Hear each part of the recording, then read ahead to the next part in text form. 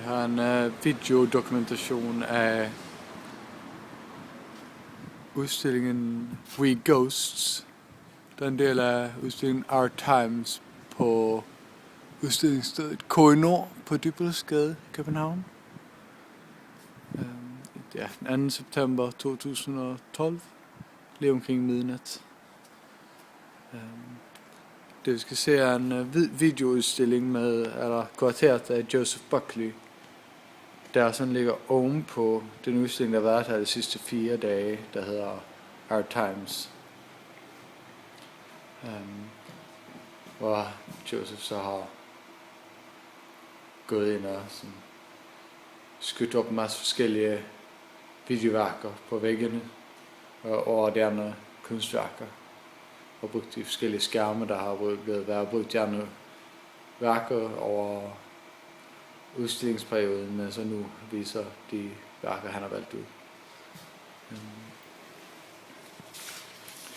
Der er sådan nogle forskellige nogle handouts, der er blevet lavet af en anden kunstner, der er så fortolket på sådan handouten til udstillingen og lavet sine egne versioner her.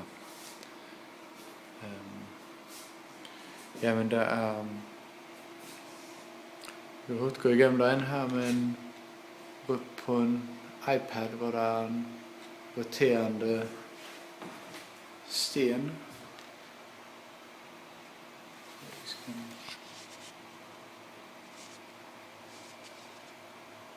noget.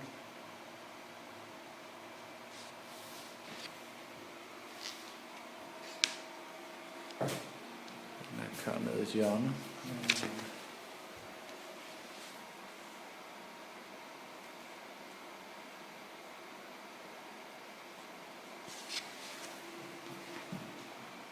Der er en, der kører på væggen. Med flammer. Der er det samme, der kører ind i næsten. Kører på en anden væg. Og så på en computer.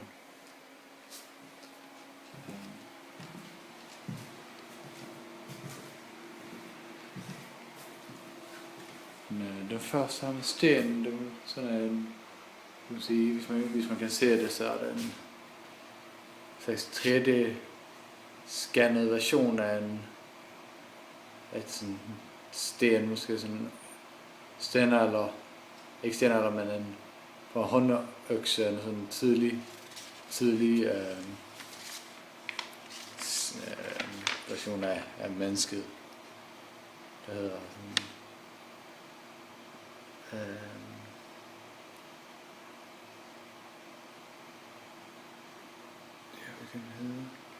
Homo habilis hand axe 3D model, Daniel G. Baird fra 2007.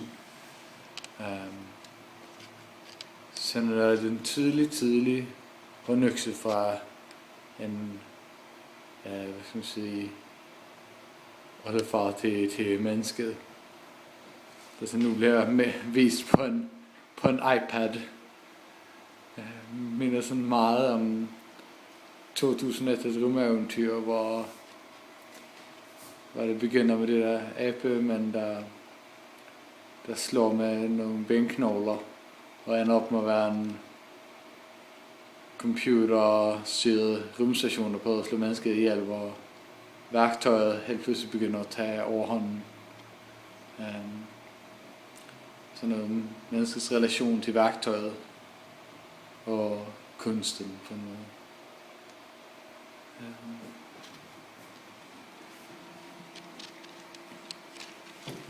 Så den her farvesekvens, der kører både på en lille projektor og på væggen over Keith Allens betonskulptur og maleri af Australien, Bronte Doe. En tegning af Gabriel Bott, som har været her de sidste par dage.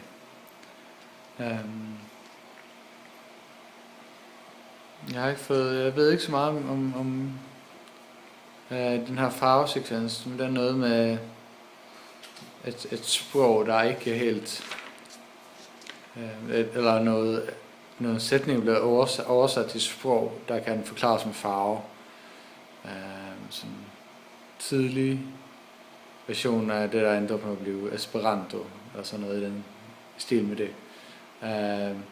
Men det desværre er fuldstændig umuligt at oversætte tilbage.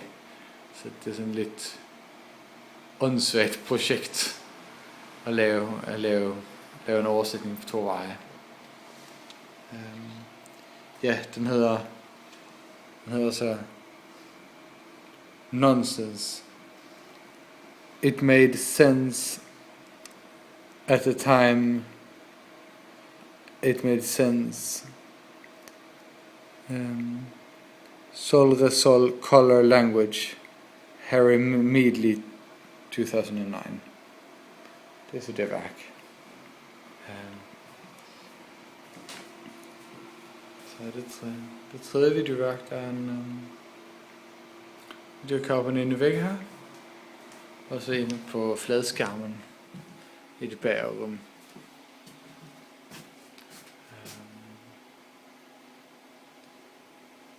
Den der hedder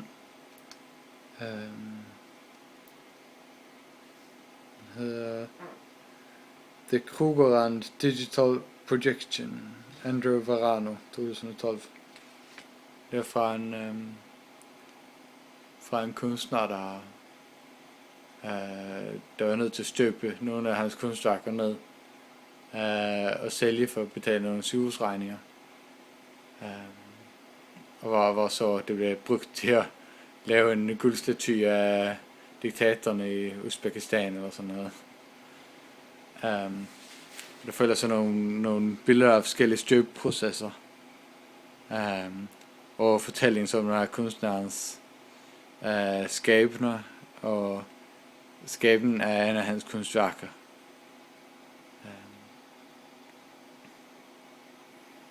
Meget sådan det er en meget fin fortælling, meget fantastisk sprog, som teksten er skrevet på. Er meget, man skal sige, informelt sprog. Der er samlet med der sådan hjemmefilmede video, gør til en meget, meget spændende fortælling.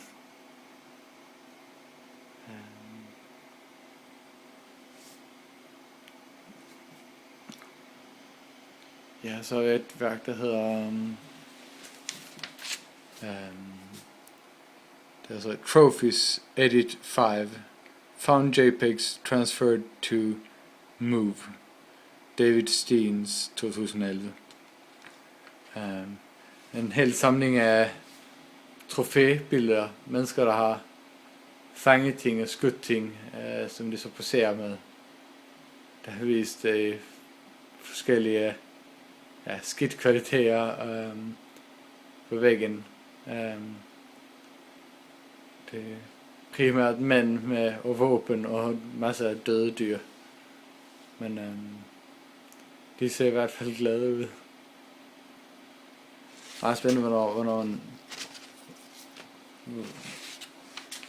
man begynder at se så mange af de her glæder eller stoltheder af tegn på deres mandlighed på en måde. Vis ved siden af hinanden, så bliver det på en måde meget irrelevante, fordi på en måde vi er ikke de der samler samfund mere, eller jager og samler samfund, hvor det faktisk betyder noget på den måde. Så masser af mænd, der er glade med sine store fisk og sine skytte dyr.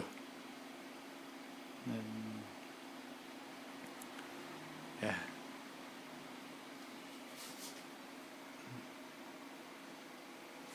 Jeg skal vise hernede på en computerskærm, der har holdt et andet kunstværk tidligere. Så hedder det kuraterne og Joseph Buckley, og så valgte at overtage alle de der formidlingsflader, digitale formidlingsflader, og så tilføjede nogle ekstra med projektorer i rummet, så virkelig at bombardere rummet med hans valg og hans informationer. Jeg vil sige, de 2 forskellige videoer kører sådan ikke synkron med hinanden.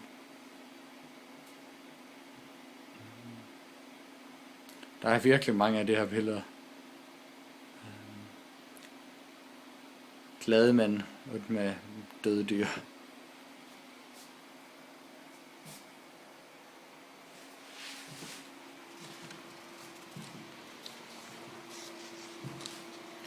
Så det sidste er så de her handout-tegninger, lavet af en indisk-engelsk kunstner.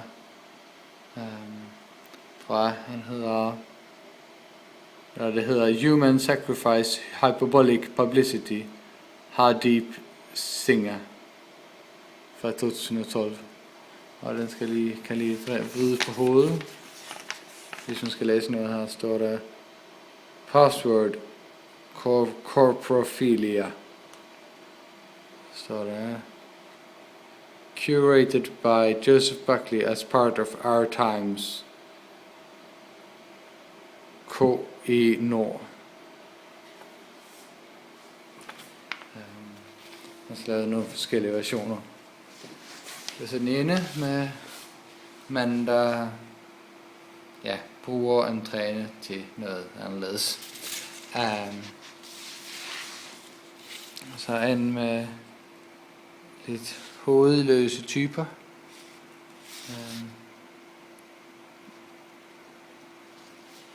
Ja.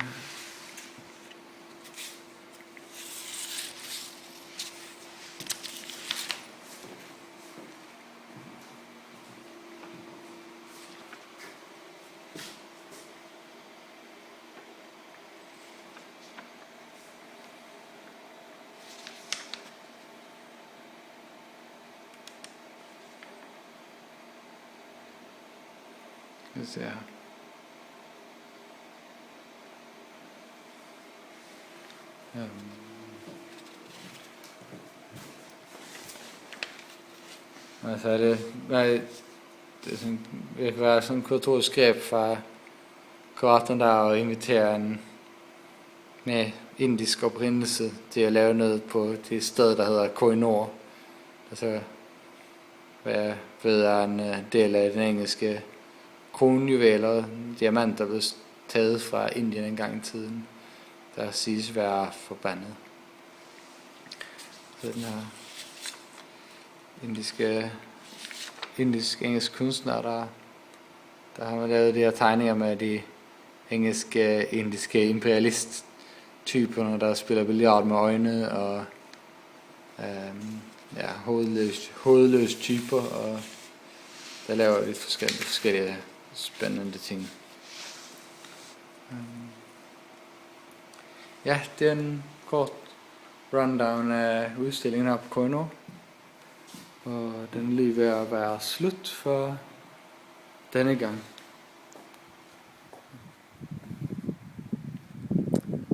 Så, mange tak.